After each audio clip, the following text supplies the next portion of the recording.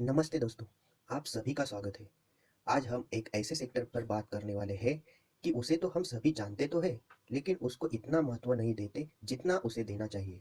आप इस वीडियो के साथ एंड तक बने रहें ताकि हम इस वीडियो में एक ऐसी जानकारी शेयर करेंगे जो आपको इतने सिंपल और सरल भाषा में किसी ने ना दी हो। दोस्तों, हम सभी को पता है कि विज्ञान से हमने यह सीखा है कि रोटी, कपड़ा और मकान मतलब फूड, क्लॉथिंग और शेल्टर, ये 3 ज़रूरी चीज़ें मानव जाति के लिए बेसिक नीड कही जाती है।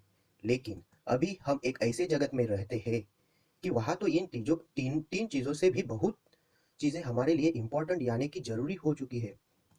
अगर मेरे विचार से कहें तो ये 3 चीज़ों के साथ-साथ हमें बहुत ही ज़रूरी क्या है, तो वह है एजुकेशन, हेल्थ केयर और उसके साथ-साथ वेल्थ क्रिएशन।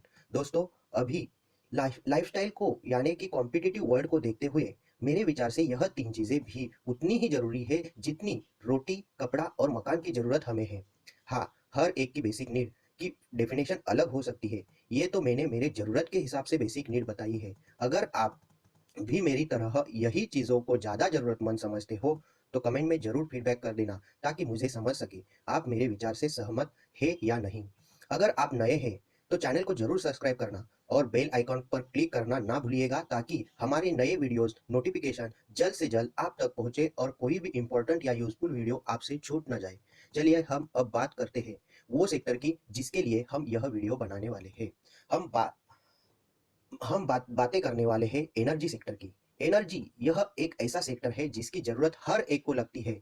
आप सभी तो जानते ही हैं कि हमारे जीवन का हर एक काम एनर्जी यानी कि ऊर्जा के सिवा अधूरा है। चाहे वो मोबाइल रिचार्ज करने से लेके आपको हवाई सफ़र करवाने के लिए उड़ान भरने वाला हवाई जहाज हो, हर किसी को ऊर्जा, एनर्जी की ज़रूरत है, भले ही वो अलग-अलग रूप में लगती हो। अब आप ज़रूर कहेंगे कि हमें पता है क्रूड ऑयल क्राइसिस चल रहे हैं, क्रूड ऑयल स्टॉक लिमिटेड हो गए हैं, पेट्रोल, डीज़ल के दाम हर घंटे बढ़ रहे हैं, लेकिन इससे अभी इतना क्या पहाड़ गिरने वाला है? अभी तो अगले 30-40 साल तक ज़रूर ऐसे ही निकल जाएगा। यह तो रोज़ की ज़रूरत है। यह थोड़ी अभी के अभी, आज के आज खत्म हो जाएगा और इतना क्या टेंशन लेने की ज़रूरत है? सब कुछ तो ठीक चल रहा है। जी हाँ दोस्तों, सब कुछ ठीक नहीं चल रहा है। आने वाले समय को ध्यान में रखते हुए बहुत कुछ हलचल, उछल-कूद मचल रही है। अगर आप आने वाले समय के साथ नहीं चलेंगे, तो कहीं ऐसा ना हो जाए कि आप पीछे रह जाएँ और आने वाले बदलाव के कारण आपके करियर में उसका असर कहीं दिख भी ना जाए और इसी बदलाव का लाभ उठाने का मौका कहीं छूट ना जाए। अगर आप आने वाले समय को समझ सके तो ज़रूर आप उससे आपकी वेल्थ क्रिएशन कर सकेंगे। बहुत नई करियर अपॉर्च्युनिटीज़ आपको मिलने की चांसेस बढ़ सकती है। हाँ, अगले 5 साल में, जी हाँ, अगले 5 साल में ये सभी इलेक्ट्रिक कार सड़क पर धूम मचाने वाली है। इलेक्ट्रिक कार चाहे वो टाटा की हो या महिंद्रा की हो या टेस्ला की हो या ट्राइटन की हो या निओ की या और किसी नई कंपनी की भी हो सकती है। इतनी इतने तेजी से electrical technology, battery charging technology grow कर रही है कि अगले 3 साल में हर सड़क या हाईवे पर हर 1 किलोमीटर डिस्टेंस पर कम से कम एक चार्जिंग स्टेशन होगा और आने वाले 5 ही साल में हर 200 मीटर डिस्टेंस पर कम से कम एक चार्जिंग यूनिट होने वाला है। आने वाले समय में बड़ी मुश्किल से ही आपको डीजल या अन्य एनर्जी सोर्स पर चलने वाली गाड़ी सड़क पर दिखाई देगी। आइए अब इलेक्ट्रिक कार के फ्यूचर्स के बारे में थोड़ी जानकारी जानते हैं। सबसे पहले यह जानते हैं कि अभी के समय में ऐसी कंपनियां उपलब्ध है जिनकी इलेक्ट्रिक कार मात्र रुपए 700 में 1000 किलोमीटर तक का डिस्टेंस कवर कर रही है और भविष्य में यह रकम और भी सस्ती होने की गुंजाइश की जा सकती है। नेक्स्ट है बैटरी कैपेसिटी के बारे में।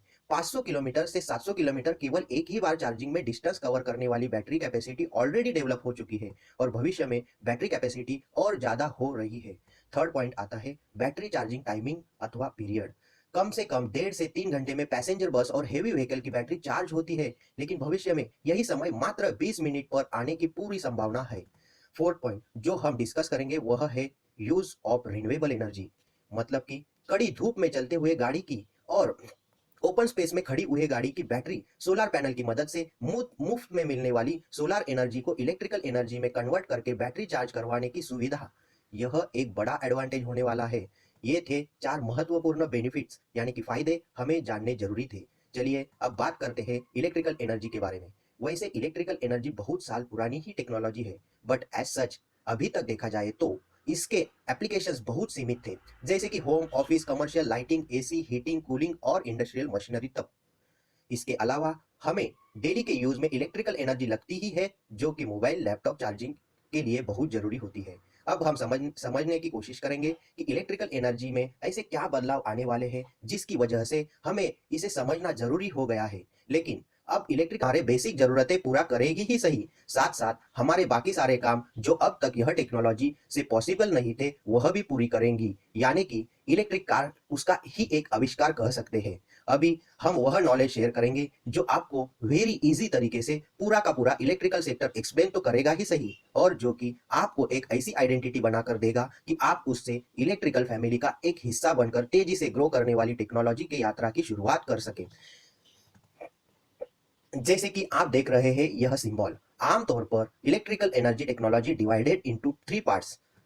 First generation, second transmission and third one distribution. यह दिखाई देता हुआ आउटर सर्कल आपको जनरेशन यूनिट का महत्वपूर्ण पार्ट अल्टरनेटर को दर्शाता है, जिसे रोटेट मतलब घूमते ही कुदरत ने दी हुई सौर ऊर्जा, पवन ऊर्जा और पानी के बहाव की ऊर्जा, इस 3 प्रकार के नेचुरली उपलब्ध संसाधनों को इलेक्ट्रिकल एनर्जी में रूपांतरित होती है। उसी तरह मध्य सर्कल के जनरेशन यूनिट से प्राप्त हुई इलेक्ट्रिकल एनर्जी हम सब के उपयोगिता के लिए प्रवाहबद्ध करके सही डेस्टिनेशन पर यानी कि डिस्ट्रीब्यूशन नेटवर्क तक पहुंचा ही जाती है। मध्य सर्कल में दिखाई गए केबल, स्विच गियर और इलेक्ट्रिकल मोटर्स का काम बहुत अहम होता है। इसे ट्रांसमिशन टेक्नोलॉजी अथवा ट्रांसमिशन यूनिट कहा जाता है। इन सब के बावजूद ट्रांसमिशन यूनिट से आई हुई इलेक्ट्रिकल एनर्जी हम सब के जरूरत के हिसाब से हम अपने एंड यूज तक बांट देने के लिए transformer, control unit, protection unit, LV cables और सर्विस केबल की जरूरत होती है। उसे डिस्ट्रीब्यूशन यूनिट कहते हैं।